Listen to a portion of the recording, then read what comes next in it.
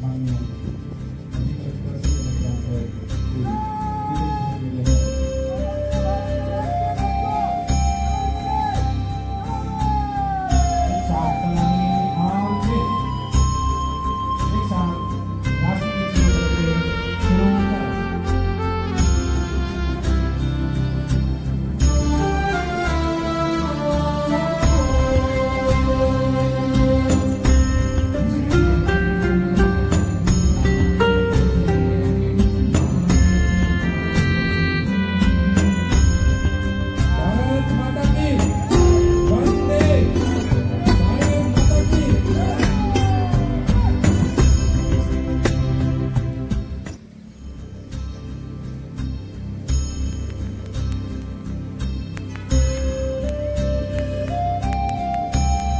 तो जितना भी आज़ाद भारत को समय हुआ है उससे लगभग 3 गुना समय हमने गुलामी में बिताया। और यह एक तथ्य है कि दुनिया की लगभग 25% संपत्ति भारत के हाथ में। अंग्रेजों ने हमारे ऊपर कब्जा किया, लगातार 190 बरस तक स्ट्रेटेजिकली उन्हें हमारे ऊपर शोषण किया। आर्थिक जो हमारी संपत्ति थी, जो परिस्थिति थी, उसको बुरी तरह से बिगाड़ा। भारत जो कपास, मसालों का और अन्य बहुत पदार्थों का देश, दुनिया का सबसे बड़ा उत्पादन केंद्र था, वहाँ से अंग्रेज़ों ने ये सारे प्राकृतिक संसाधनों को निकाला, अपने यहाँ फैक्ट्रियों में इस्तेमाल किया और हम ही को बेचा।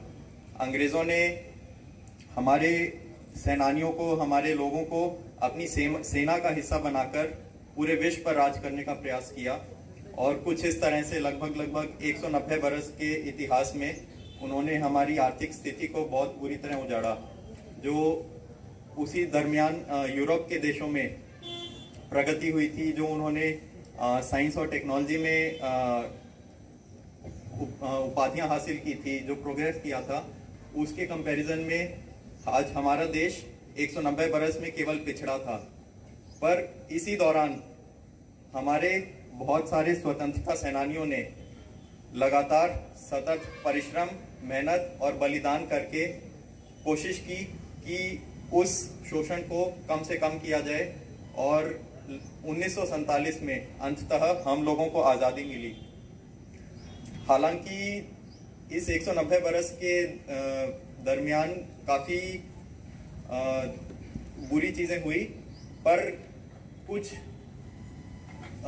पॉजिटिव साइड्स भी हमारे सामने निकल कर आई, जिसका श्रेय हमारे सेनानियों को जाता है। बाबा साहेब अम्बेडकर के द्वारा उनकी गाइडेंस में रचा गया हमारा संविधान, वो शायद हमारे देश की सबसे बड़ी उपलब्धि है, जो कि हमारे देश को एक लोकतांत्रिक और बिन सांप्रदायिक देश बनाता है। आज हम सभी जानते हैं कि at the end of the day जो हमारी सत्ता है वो पब्लिक के हाथ में है, और इसका श्रेय हमारे स्वतंत्रता सेनानियों को, हमारे दूरदर्शी लीडर्स को जाता है, जिन्होंने ये काम किया। उसके बारे में थोड़ा सा आपके साथ अपने विचार बांटना चाहूँगा। मेरा मानना है कि विरमगाम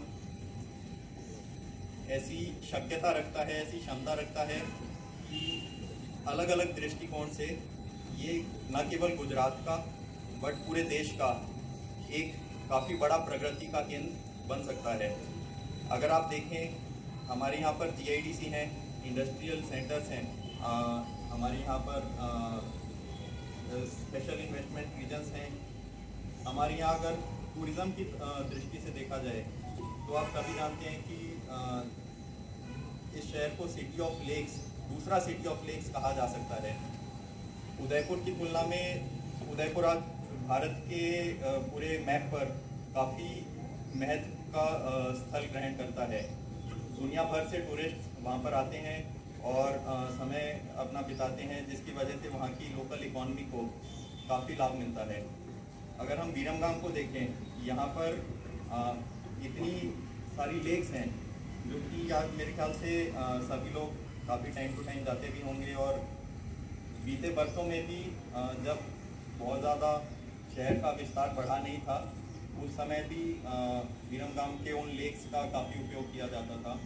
यहाँ पर 5 स्ट्रीम्स, छोटे छोटे नदियों का प्रवाह होता है, जो कि अपने आप में एक बहुत ही सुंदर पिक्चर प्रेजेंट करते हैं। अहमदाबाद से देखें तो केवल 1 से सवा कलाक की यहाँ से दूरी है। अहमदाबाद आज भारत का 7वां सबसे बड़ा शहर है, और ऐसे में इस बाजू में अगर देखा जाए तो लोग भी, इंडस्ट्रियलिस्ट भी पैसा लगाने के लिए काफ़ी उत्साहित हैं। किसी कारण से मारुति और होंडा जैसी कंपनीज यहाँ पर आई हैं, और इसका लाभ हम लोगों को कहीं ना कहीं मिल भी रहा है, उसमें कोई शक की बात नहीं है।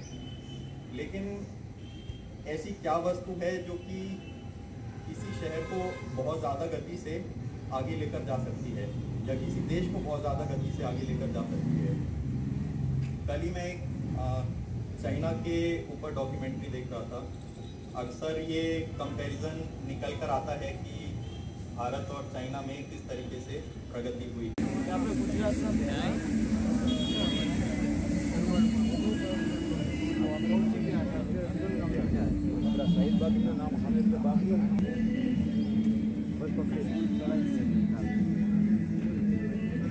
भारत माता की जय। वंदे मातरम।